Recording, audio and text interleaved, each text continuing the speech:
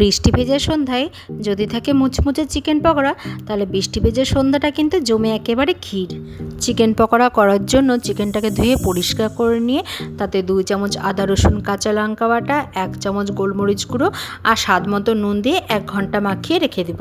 1 ঘন্টা পর ফিরে এসে সেই চিকেনের মধ্যে পেঁয়াজ কুচি, হলুদ, কর্নফ্লাওয়ার আর একটা ডিম ভেঙে মাখিয়ে নিয়ে আবার 10 থেকে 15 মিনিটের মতন রেস্টে রেখে দিব। কড়াই তেল গরম করে নিয়ে একটা চিকেন দিয়ে চিকেনটাকে উল্টে পাল্টে 60 থেকে 70% মতন ভেজে নেব। চিকেন আমার 60 থেকে 70% মতন ভাজা হয়ে গেছে। এখন চিকেনগুলো তুলে নিলাম। আবার যে বাকি চিকেনটা ছিল সেই সেম প্রসেসে 60 থেকে 70% মতন সেই চিকেনগুলোও ভেজে নেব।